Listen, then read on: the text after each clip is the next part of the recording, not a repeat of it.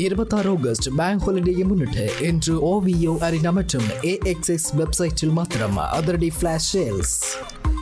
இந்த வசதிவருக்கு பிறக்கக்கூடிய எல்லா பிள்ளைகளையும் 7 பிள்ளைகளையும் பிறக்க வெட்டி வாளாலே வெட்டி வீசி அடித்து கொண்டிருந்தார். அப்படி பிரளய காலம் பிரளயம் உருவான பொழுது இந்த கிருஷ்ண பரமாத்மா ஒரு ஆலமிலையிலே குழந்தையாக தனது வலது காலை பெருவிரலை சூப்பிய வண்ணம் ஆலமிலையிலே படுத்திருந்தார். ஒவ்வொரு வருடமும் எங்களுடைய பிறந்த நாளை கொண்டாடுவோம். அதே போன்று கிருஷ்ணர் பிறந்த தினம், அவருடைய பர்த்டே, பிறந்த நாள் நாளைய தினம் கிருஷ்ண ஜெயந்தி. கண்ணன் மண்ணள்ளி வாய்க்கில் சாப்பிட்றான். உடனே யசோதை போய் சொன்னாவான் கிருஷ்ணர்கிட்ட, திரவடா வாய் என்று. வாயை திறந்தால் வாயில் உலகம் பூரா தெரியுதான் வாய்க்குள்ள. எந்த நிமிஷம் உன்னுடைய 2 கையும் தலைக்கு மேலே எடுத்து கிருஷ்ணா காப்பாற்ற என்ன சரணாகதி அடைந்தையோ அந்த நிமிடம் உன்னுடைய மானத்தை நான் காப்பாற்றினேன். இந்த அஷ்டமி திதி 8ஆம் நாள் வருகின்றபடியால் இந்த 8ஆம் நம்பருக்கு அதிபதி சனி பகவான். அவர் கருப்பு நிறம், நிழல் வடிவம். அவைதான் கிருஷ்ணரும் நீல நிறமாக அவதரித்தார்.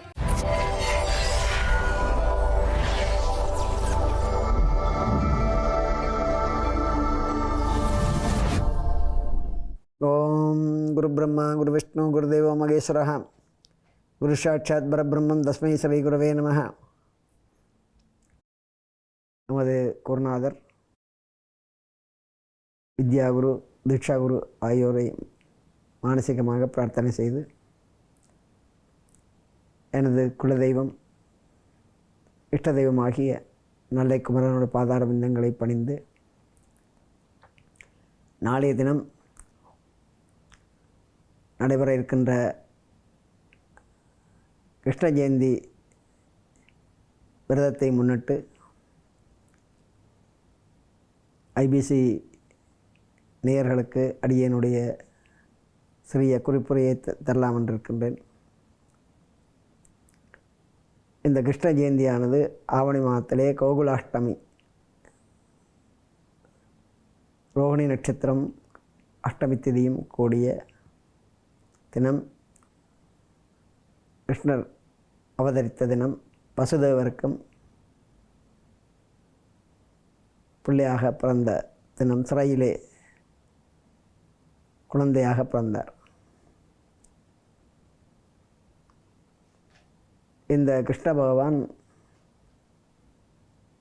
வசுதேவரை, அவருடைய மனைவியையும், அவர்களுக்கு பிள்ளைகள் 8 குழந்தைகள் பிறந்தார்கள். இந்த 8வது குழந்தையால் இந்த கம்சன் என்கின்ற அசுரனுக்கு ஆபத்து ஏற்படும் என்று சொல்லி தெரிவித்திருந்தார்கள் புரோகிதர்கள், அரண்மனை புரோகிதர்கள். 8வது குழந்தையால், வசுதேவருக்கு பிறக்கக்கூடிய 8வது குழந்தையால் அவனது வம்சம் அழியும் என்று சொல்லி அந்த கம்சனுடைய அரண்மனையில் இருக்கின்ற குலகுரு சொல்லியிருந்தார். அதை கேட்ட கம்சன் இந்த வசுதேவருக்கு பிறக்கக்கூடிய எல்லா பிள்ளைகளையும் 7 பிள்ளைகளையும் பிறக்க வெட்டி வாளாலே வெட்டி வீசி அடித்து கொண்டிருந்தான். 8வது பிள்ளையாக இந்த கிருஷ்ண பரமாத்மா அவனை அழிப்பதற்காக வசுதேவர் இடத்திலே பிறந்த பொழுது, அவரை அழிப்பதற்கு கம்சன் முயன்ற பொழுது அவர் அங்கே ஆதிசேஷனாலே அந்த குழந்தை கடலை தாண்டி வேறொரு இடத்திலே அந்த குழந்தை அவதரித்தது. கிருஷ்ண பகவான் வேறொரு இடத்திலே குழந்தையாக அவதரித்தார். வசுதேவருடைய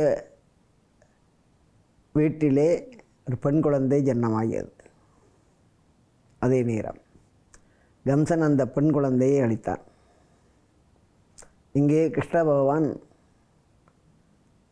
அதே நேரம் இங்கே வசுதேவரிடத்திலே குழந்தையாக அவதரித்து அவர் கூடையிலே அந்த குழந்தையை சுமந்து வந்து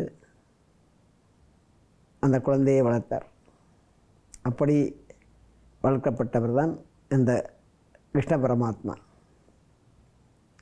இவர் குழந்தையாக இருக்கின்ற பொழுது பிரளய காலத்திலே வானமும் பூமியும் ஒன்றாகியது. அதான் மகா பிரளயம் என்று சொல்வார்கள். வானமும் பூமியும் ஒன்று சேர்ந்தால் எப்படி இருக்கும்?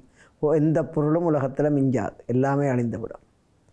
அப்படி பிரளய காலம், பிரளயம் உருவான பொழுது இந்த கிருஷ்ண பரமாத்மா ஒரு ஆலமிலையிலே குழந்தையாக தனது வலது காலை பெருவிரலை சூப்பிய வண்ணம் ஆலமிலையிலே படுத்திருந்தார். அந்த பிரளயம் திரும்ப முடிந்து புதியதாக கிருதயுகம் ஆரம்பமாகியது. அந்த யுகத்திலே கிருஷ்ண பரமாத்மாவாக தோன்றி உலகத்திலே உயிர்களை எல்லாம் உருவாக்கி அந்த உயிர்கள் நல்ல விதமாக வாழக்கூடிய தன்மையை எல்லாத்தையும் இந்த கிருஷ்ண பரமாத்மா உருவாக்கினார். இந்த தினம்தான் கிருஷ்ண பரமாத்மா அவதாரம் எடுத்த தினம். நாளைய தினம் கிருஷ்ண ஜெயந்தி. இப்போ நாங்கள் எல்லாம் பிறந்த முதல் ஒவ்வொரு வருடமும் எங்களுடைய பிறந்த நாளை கொண்டாடுவோம். அதே போன்று கிருஷ்ணர் பிறந்த தினம், அவருடைய பர்த்டே, பிறந்த நாள் நாளைய தினம் கிருஷ்ண ஜெயந்தி. அவர் பிறந்தது ஆவணி மாதம், கோகுலாஷ்டமி, ரோஹிணி நட்சத்திரத்துடன் கூடிய கோகுலாஷ்டமி தினம். கோகுலத்திலே அவர் பிறந்து கோகுலத்திலே உள்ள யசோதை என்கின்ற பெண்ணினாலே இடையர்கள், மாடு மேய்க்கின்ற இடையர்கள், கோகுலத்திலே இடையர் குலத்திலே அந்த கிருஷ்ணர் யசோதையினாலே, இடையர் குலத்தைச் சேர்ந்த யசோதை என்கின்ற ஒரு பெண்ணினாலே வளர்க்கப்பட்டார். யசோதையைத்தான் கிருஷ்ணர் தாய் என்று அழைத்தார். யசோதை என்ற சொல்லை அவர் கட்டுப்பட்டு நடப்பார். தாய் என்று அவை மனதிலே வரித்து தாயினுடைய சொல்லை தட்டாமல் நடந்தவர் கிருஷ்ணவர். அந்த அவதாரத்திலே யசோதனுடைய சொல்லை தட்டாமல் நடந்தார். சிறு வயதிலே நாங்கள் எங்களைப் போன்ற அவரும் நிறைய குறும்புத்தனங்கள் செய்தார். ஒரு முறை தாய் இவருடைய குறும்புத்தனம் தாங்காமல் இவரை உடலிலே கட்டி வைத்தாவாம் கிருஷ்ணரை. அவர் உடலை இழுத்து கொண்டு போய் மண்ணை அள்ளி வாயிலே சாப்பிட்டாராம். இதை பார்த்த ஒரு கோகுல சிறுவன் தாய் யசோதை இடத்திலே போய் சொன்னான், கூட கண்ணன் மண்ணள்ளி வாய்க்கில் சாப்பிட்றான். உடனே யசோதை போய் சொன்னாவாம் கிருஷ்ணர்கிட்ட, திரவடா வாயன்று. வாயை திறந்தால் வாயில் உலகம் பூரா தெரியுதாம். வாய்க்குள்ள கிருஷ்ணனுடைய வாய்க்குள்ள உலகத்தையே பார்த்தவாம் யசோதை. அந்த உலகமே அவற்றை வாயில் அடங்கி இருந்துச்சாம். அப்படிப்பட்ட மகிமை வாய்ந்தவர் கிருஷ்ண பரமாத்மா. அவர் செய்த லீலைகள் நிறைய. கோகுலத்திலே அவர் செய்த லீலைகள் எல்லாம் நிறைய. அவர் சிறுபிராயத்திலே இருக்கின்ற பொழுது, ஒரு 5 வயதாக இருக்கின்ற பொழுது, கிருஷ்ண பரமாத்மா 4-5 வயதாக இருக்கின்ற பொழுது கோகுலத்திலே உள்ள இடையர்கள், அந்த இடைய குலத்திலே உள்ள வம்சத்திலே பையன்கள், ஆண் பையன், அவர்கிட்ட வயசை ஒத்த 4-5 வயதிலே உள்ள ஆம்பளை பையங்களோடு எல்லாம் விளையாடுவார். மாடுகளை எல்லாம் அவங்களோட சேர்ந்து மாடை மேய்ப்பார். மாட்டிலே உள்ள பாலை குடிப்பார். வீடுகளிலே பெண்கள், அந்த இடையர் குலத்திலே பெண்கள் எல்லாம் வீடுகளிலே உரி கட்டி அதிலே தயிர் பானை, பால் பானை, பால் தயிர் எல்லாம் உரியிலே வைத்திருப்பார்கள். இவர் ஒவ்வொரு இரவிரவாக ஒவ்வொரு வீடுகளிலே சென்று அந்த வெண்ணெய், தயிர் எல்லாவற்றையும் சென்று இரவிரவாக அவற்றையெல்லாம் எடுத்து சாப்பிட்டு விடுவார். விடிய பார்த்தா பெரும்பானையெல்லாம் இருக்கும். யார் சாப்பிட்டான்னு பார்த்தா ஒருத்தருக்கும் தெரியாது. இப்படி இருக்கின்றாலும் சில வேளையில் இரவில் போய் சாப்பிட பிடிபட்டு போவார். இப்போ எல்லாரும் இடையர்குல பெண்கள் எல்லாம் சேர்ந்து அவருக்கு அடிக்க, சின்ன பிள்ளை தான் 4-5 வயது, எல்லாரும் அவர்களுக்கு அடிக்கிறதுக்கு பார்ப்பின. அவர் அவையவே அடிபடுவின. அவர் மறைஞ்சிடுவார். இவங்களை தாங்களே அடிபட்டு கொள்வார்கள். பெண்கள் தாங்களே ஒரு அடித்துக் கொள்வார்கள். அவர்களுடைய அடிபடாமல் அவர் அதிலேருந்து மாயமாக மறைந்து விடுவார். அப்படி நிறைய குறும்புத்தனத்திலே, சிறு வயதில் நிறைய குறும்புத்தனத்துடன் வாழ்ந்தவர் கிருஷ்ண பரமாத்மா. ஒரு முறை அவர் குளத்திலே குளித்து கொண்டிருக்கின்ற பொழுது, சிறுபிள்ளையாக 4-5 வயது குளத்திலே, பழைய நாளையில் ஆதி காலத்திலே ஆண்கள் எல்லாம் நீராடுகின்ற பொழுது கௌவீனம் என்று சொல்வார்கள். வடமொழியிலே கௌவீனம் என்றால் கோமணம் என்ற அர்த்தம். ஒரு சீலையை மறைத்து கட்டி கொண்டு தான் வெள்ளை துணியை மறைத்து போட்டு அருணாக்கொடியில் ஒரு வெள்ளை துணியை போட்டிருப்பார்கள். தங்களுடைய ஆண்மையை மறைக்கிறதுக்காக அந்த வெள்ளை துணியை போட்டுக்கொண்டு நீராடுவார்கள். அப்படி அந்த கௌவீனம் என்று சொல்லக்கூடிய கோவணத்தை கட்டிக்கொண்டு கிருஷ்ணரும் குளத்திலே குளித்தாராம். அவருடைய நண்பர்களோடு சேர்ந்து குளித்து கொண்டு இருக்கின்ற பொழுது அதிலே ஒரு இடையர்குல சிறுவன் ஒருவன் இவருடைய கௌவீனத்தை உருவிக்கொண்டு மேலே வந்து விட்டான். இவர் குளத்துக்குள்ளே பிறந்த மேனியாக இருக்கின்றார். உடனே கத்தினார், என்ற கௌவீனத்தை தா கோவணத்தை தான். அவன் கொடுக்கவே இல்லை. இப்படி இவர்கள் கத்தி வாதிட்டு கொண்டிருக்கிறதை அந்த நேரம் பார்த்து திரௌபதி, தர்மருடைய மனைவி திரௌபதி, பஞ்சபாண்டவருடைய மனைவியாக இருக்கக்கூடிய திரௌபதி என்பவள் தர்மரோட தேரில் வந்து கொண்டிருந்தாவாம். அந்த காட்டு வழியாக கிருஷ்ணருடைய குரல் கேட்டு கொண்டு இருந்துச்சு, கோவண துணியை தாங்கோண்டு. உடனே சொன்னாவாம் திரௌபதி, தர்மர்கிட்ட தேரை நிப்பாட்டுங்கோ, எங்கேயோ கிருஷ்ணர் ஆபத்தில் இருக்கிறார், அவருடைய குரல் வார திசையை பார்த்து தேரை செலுத்துங்கோன்று, குதிரையை செலுத்த சொல்லி. உடனே அந்த கிருஷ்ணர் இருக்கக்கூடிய இடத்தை நோக்கி தர்மர் தேர் ஓட்டினாராம்.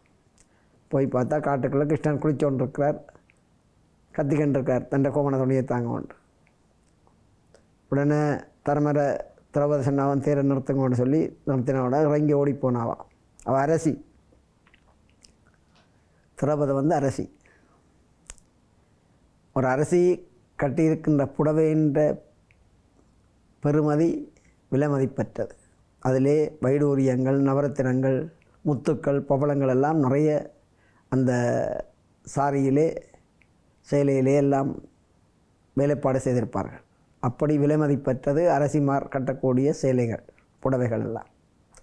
அப்படியான புடவையைத்தான் திரௌபதி அணிந்திருந்தார்.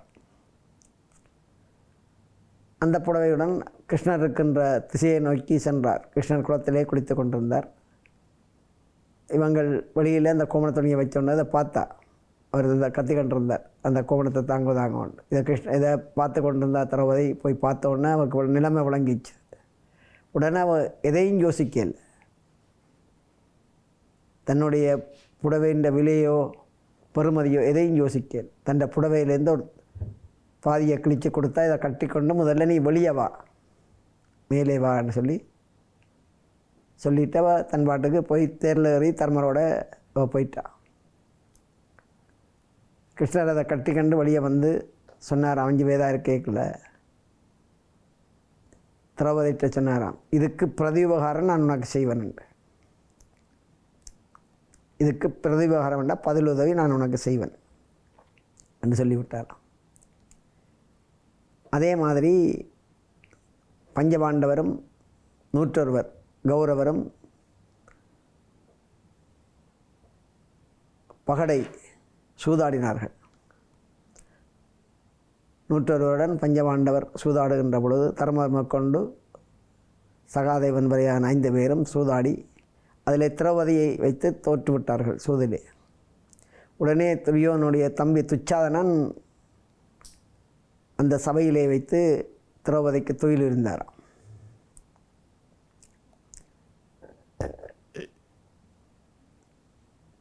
திரௌபதி உடனே துயில் உரியக்குள்ள கத்தினாவாம், கிருஷ்ணா காப்பாற்று, கிருஷ்ணா காப்பாற்று. எப்படி கத்தினா என்றால், தன்னுடைய இடது கையை மார்பிலே பிடித்திருந்தாவாம், வலது கையை இப்படியே மேலே விட்டு கிருஷ்ணா காப்பாற்று, கிருஷ்ணா காப்பாற்றுன்னு சொல்லி கிருஷ்ணனை கூப்பிட்டான். கிருஷ்ணர் வரவே இல்லை. ஏண்டா அவருக்கு நம்பிக்கை, ஒரு புறம் கிருஷ்ணரை கூப்பிட்டா, ஒரு புறம் அவரோட கையில் அவருக்கு நம்பிக்கை இருந்துச்சு. இந்த கை இதில் பிடிச்சிருக்கிற கையில் நம்பிக்கை இருந்துச்சு. இந்த கை என்ற புடவையை இறுக்கி பிடிச்சி கொள்ளும், மானத்தை காப்பாற்றுமன். கடைசியாக அந்த கையுக்கு அவன் துச்சானன் புடவையை உருவ அவன் கை சோர்ந்து போச்சு. அந்த கையும் விடுபட்டு போச்சு. 2 கையையும் மேலே தலைக்கு மேலே எடுத்து கிருஷ்ணா காப்பாற்றுன்னு கூப்பிட்டா. கிருஷ்ணனிடத்தில் இருந்து புடவை வந்து கொண்டே இருந்தது. அவரோட மானம் காப்பாற்றப்பட்டது. திரௌபதியினுடைய மானம் காப்பாற்றப்பட்டது. முடிந்த பின்பு கிருஷ்ணர் வந்தார். திரௌபதி கேட்டா, நான் உன்னை கூப்பிட்டேன், இந்த மானம் போய்கொண்டிருக்கல, உன்னை கூப்பிட்டேன், நீ வரே இல்லை. நீ ஆபத்தில் இருக்க, நீ கூப்பிடாமலே நான் வந்து உதவி செய்த நான் என்று சொன்னாவாம். அதுக்கு கிருஷ்ணர் சொன்னாராம், நீ உதவி செய்யக்கல எனக்கு வயசு 5, நான் சிறு பிள்ளை. எந்த தாயும் பிள்ளை ஆபத்தில் இருக்கல, எந்த தாயும் பிள்ளைன்ற குரல் ஆபத்தில் இருந்து இந்த பிள்ளைன்ற குரல் ஆபத்தில் கேட்கல, இந்த தாயும் தன்னை மறந்து ஓடிப்போய் இந்த பிள்ளையை காப்பாற்றத்தான் யோசிப்பா ஒழிய வேறு எதையும் சிந்திக்க மாட்டான். அதைத்தான் நீ செய்த. இப்போ நான் இளம் வயது வாலிபன், சரியோ? ஆனால் திரௌபதிக்கு அண்ணன் முறை கிருஷ்ணர், சகோதரன் முறை. அண்ணா காப்பாத்தன்று நீ கூப்பிட்டியா? என்ன உன்ன சகோதரன் ஆயிடுத்தா அண்ணா காப்பாத்தன்று கேட்டியா? இல்லை, நீயும் எல்லோரையும் போல என்ன இறைவனாக நினைத்து கிருஷ்ணா காப்பாற்று கிருஷ்ணா காப்பாத்தன்று உன் ஒரு கையைத்தான் மேலே தூக்கினாய். உன் மற்ற கை உன்னை நம்பிக்கொண்டிருந்துச்சு. இந்த கையை இந்த மானத்தை காப்பாற்றும் என்று நம்பிக்கை வச்சிருந்தார். எந்த நிமிஷம் உன்னுடைய 2 கையும் தலைக்கு மேலே எடுத்து கிருஷ்ணா காப்பாற்ற என்ன சரணாகதி அடைந்தையோ அந்த நிமிடம் உன்னுடைய மானத்தை நான் காப்பாற்றினேன் என்று கிருஷ்ணர் சொன்னார். இதன் மூலமாக நாங்கள் அறிந்து கொள்ள வேண்டிய விடயம் என்னென்றால், தெய்வத்தை நாங்கள் வணங்குகின்ற பொழுது எங்கள் மனதிலே எந்த விதமான ஆஷாபாஷங்களும் இல்லாமல் முழுக்க நாங்கள் தெய்வத்தின் மீது நம்பிக்கை வைத்து ஒரே மனதுடன் தெய்வத்தை வழிபட்டால் நிச்சயமாக இறைவன் நாங்கள் கேட்ட வரங்களை தருவான்.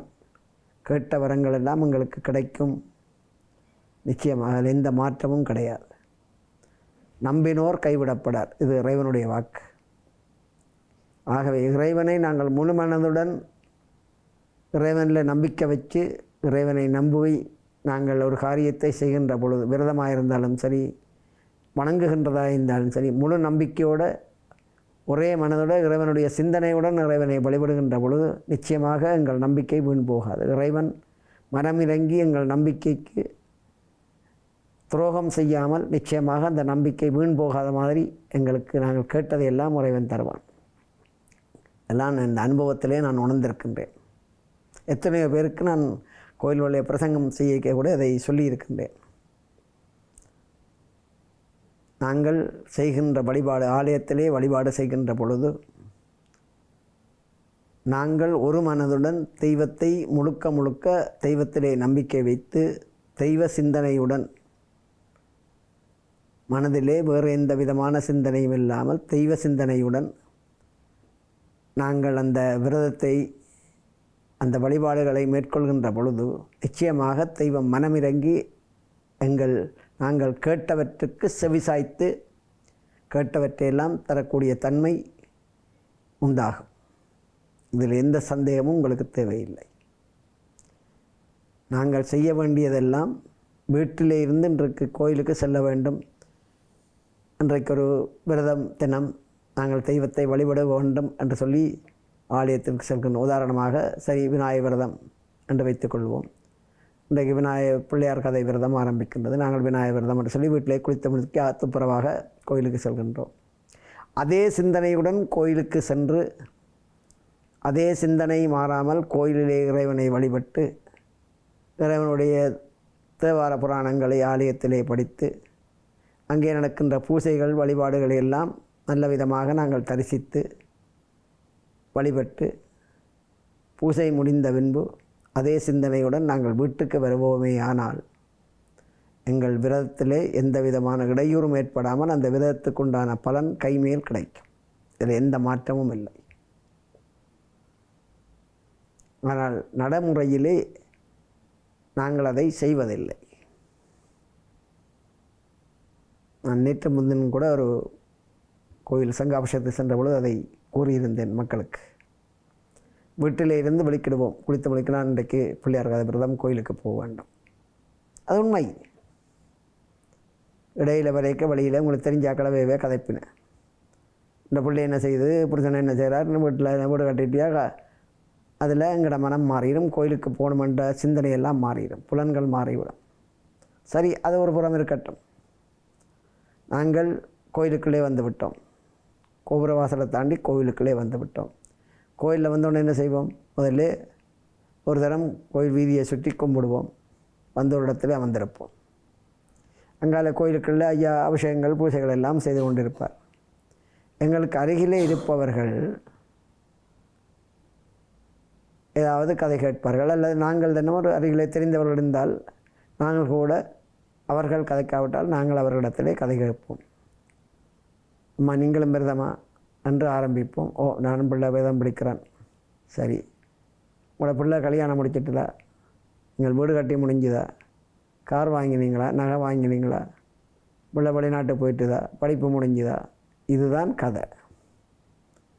இப்படியே இந்த கதை தொடர்ந்து கொண்டிருக்கும். அங்கே ஐயா பூசை செய்கிறார், என்ன செய்கிறார், எந்த இதுவும் தெரியாது. ஐயா இடையில் பெரிய மணி அடித்து பஞ்சராத்தி காட்டி எல்லாரும் அரோகர ஆண்டைக்குள்ள இவையும் அந்த திடுக்கிட்டு கனவில் மாறி திடுக்கிட்டு கதையில் தங்களை மறந்திருந்தவை திடுக்கிட்டு எழும்பி அரோகர ஆண்டவில். ஆனால் அங்கே என்ன நடந்தன்ற ஒன்றும் தெரியாது. இப்படி இந்த விரதத்தை அனுஷ்டித்தால், நீங்கள் எத்தனை விரதம் அனுஷ்டித்தாலும், எத்தனை வருடங்கள் இந்த விரதத்தை அனுஷ்டித்தாலும் உங்களுக்கு எந்த விதமான பிரயோசனமும் கிடைக்காது. விரதத்தினுடைய பலன் எதுவும் கிடைக்காது. இது எப்படி என்றால், பட்ட மரத்திலே நாங்கள் நீரூற்றி வளர்த்தால் என்ன செய்யும்? பட்ட மரம் அப்படியே தான் இருக்கும், தடுக்காது. அதே மாதிரி தான் இந்த விரதங்கள். இறைவனிடத்தில் வைக்கும் நம்பிக்கையும் அதே போன்று தான். அதே போன்று எந்த விரதமானாலும் மன தூய்மையுடன் நம்பிக்கையுடன் மனதை ஒருநிலைப்படுத்தி அந்த விரதங்களை நாங்கள் மேற்கொள்ள வேண்டும். அப்பொழுதுதான் எங்களுக்கு அந்த விரதத்தினுடைய பலாபலன்கள் எங்களுக்கு நிச்சயமாக நிறைவேறும். நாளைய தினம் இந்த கிருஷ்ண ஜெயந்தி விரதம் சந்தான கோபாலர் சிறுபிள்ளையாக கிருஷ்ணனுடைய சிறுபிள்ளையுடைய குழந்தையாக இருக்கக்கூடிய அவதாரம் அவதரித்த தினம். அந்த வடிவத்தை சந்தான கோபாலர்னு சொல்வார்கள். நாளைய தினம் இந்த கோகுலாஷ்டமி தினத்திலே கிருஷ்ண ஜெயந்தி விரதத்தை பிடிப்பவர்கள் வீடுகளிலே குழந்தை பிள்ளையினுடைய ஒரு 4-5 வயது பிள்ளை இன்னும் அந்த சிறு பிள்ளையினுடைய அந்த கால் பாதத்தை வீடுகளிலே அந்த வீட்டு வாசலேருந்து சுவாமி அறை வரையும் அந்த கால் பாதத்தை போடுவார்கள். ஆனால் வீட்டுக்குள்ளே கிருஷ்ணர் தங்களோட சுவாமி அறைக்கு வர்ற மாதிரி அந்த கால் பாதத்தை போட்டிருப்பார்கள். இந்தியாவிலே எல்லா வீடுகளிலேயும் போட்டுப்பார்கள். கொழும்பிலேயும் அநேகமாக பார்த்துருக்கின்றேன். யாழ்ப்பாணத்திலே அப்படி செய்வது குறைவாக. நான் ஐயர் வீடுகளில் அதை செய்வார்கள். அங்கே சுவாமி அறையிலே பால் தயிர் நெய் எல்லாம் வைத்திருப்பார்கள். வெண்ணெய் பால் தயிர் எல்லாம் வைத்து தயிர் சாதம் லட்டு இதுகளெல்லாம் கிருஷ்ணருக்கு நிவேதனம் செய்து அங்கே நித்திரை முடித்திருந்து அந்த விரதத்தை மேற்கொள்வார்கள். இரவு 12 மணிக்கு தான் வசுதேவர் அந்த கிருஷ்ணர் அவதரித்த நேரம், நடுநிஷி நேரம். நடுநிஷின்றது 12 மணி 1 மணிக்கு இடையிலே உள்ள நேரம். அந்த நேரத்தில் கிருஷ்ணர் அவதரித்த நேரம். அவை அந்த நேரத்தில் முடித்திருந்து அந்த விரதத்தை எல்லாம் மேற்கொள்வார்கள். அப்படிப்பட்ட தினம் நாளைய தினம் கிருஷ்ண ஜெயந்தி தினம். இன்று அஷ்டமி திதி, நாளைய தினம் ரோகிணி நட்சத்திரம். இன்று இரவு 12 மணிக்கு அந்த நித்திரை முடிப்பார்கள். கிருஷ்ணர் இன்று தான் அவர் அவதரித்த தினம். நாளைய தினம் ரோகிணி நட்சத்திரம். விரதம் நாளைய தினம். ஆகவே இன்றிரவு அந்த விரதத்தை மேற்கொள்பவர்கள் நித்திரை முடித்திருந்து கிருஷ்ணனுடைய பாடல்களை எல்லாம் வீட்டிலே பாடி, அல்ல கிருஷ்ணன் கோவிலே போய் அந்த பூசைகளை எல்லாம் தரிசித்து அவரை குழந்தையாக நினைத்து, இந்த குழந்தை பாக்கியம் இல்லாதவர்கள் இந்த விரதத்தை எல்லாம் மேற்கொள்ளலாம். மேற்கொண்டால் நிச்சயமாக அவர்களுக்கு குழந்தை பாக்கியம் நிச்சயமாக உண்டாகும். சந்தான கோபாலர் சுவாமிக்கு அபிஷேகங்கள் பூஜைகள் எல்லாம் செய்வித்து கிருஷ்ணனுடைய பாடல்களை எல்லாம் பாடி இன்றைய இரவு நித்திரை முடித்திருந்து இந்த விரதத்தை மேற்கொள்ள வேண்டும். நாளை பகல் தூங்கக்கூடாது. காலை 8 மணிக்கிடையிலே பாரணை பண்ணிவிட்டு பகல் தூங்காமல் இருந்து இரவு 7 மணிக்கு, நாளை இரவு 7 மணிக்கு பின்பு வீட்டிலே சுவாமி அறையிலே விளக்கேற்றி, 6 மணிக்கு பின்பு சுவாமி அறையில் விளக்கேற்றி, அதன் பின்பு இரவு வீட்டிலே உணவு தயாரித்து புட்டோ இடியப்பமோ வீட்டிலே அந்த உணவை தயாரிக்க வேண்டும். சோறு சாப்பிடக்கூடாது. நைட்டு பலகாரங்கள் ஏதாவது செய்து சாப்பிட்டுட்டு இரவு தூங்க வேண்டும். அப்படி செய்தால்தான் இந்த விரதம் முழுமையான விரதமாக இருக்கும். கடையிலேயே இந்த சாப்பாடும் வாங்கி சாப்பிடக்கூடாது. இந்த விரதம் நல்ல விரதம். குழந்தை பாக்கியம் இல்லாதவர்கள் நிச்சயமாக இதை கடைப்பிடித்தால் அவர்களுக்கு நிச்சயமாக குழந்தை பாக்கியம் உண்டாகும். இதில் எந்த விதமான சந்தேகமும் தேவையில்லை. அப்படிப்பட்ட மகிமையான விரதம் இந்த கிருஷ்ண ஜெயந்தி விரதம். கோகுலாஷ்டமி தினம் ஆவணி கிருஷ்ண ஜெயந்தி என்று சொல்வார்கள். அஷ்டமியும் ரோகிணி நட்சத்திரமும் கூடிய தினம்.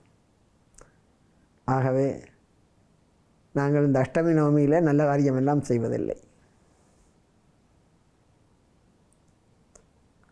ஆனால் கிருஷ்ணர் பிறந்தது அஷ்டமியிலே தான்.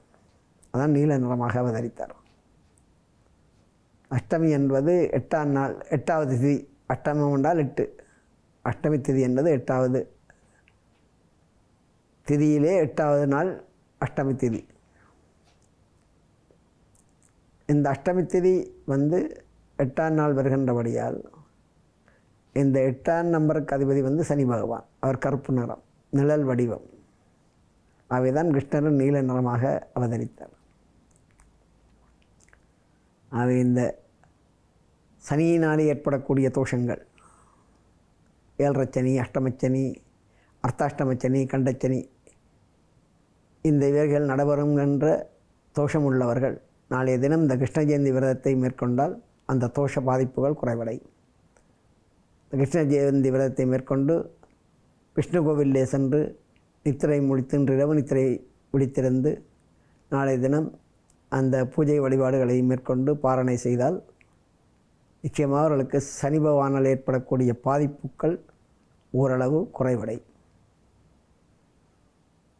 நீங்கள் நல்ல முறையிலே இந்த விரதத்தை அனுஷ்டிக்க வேண்டும்.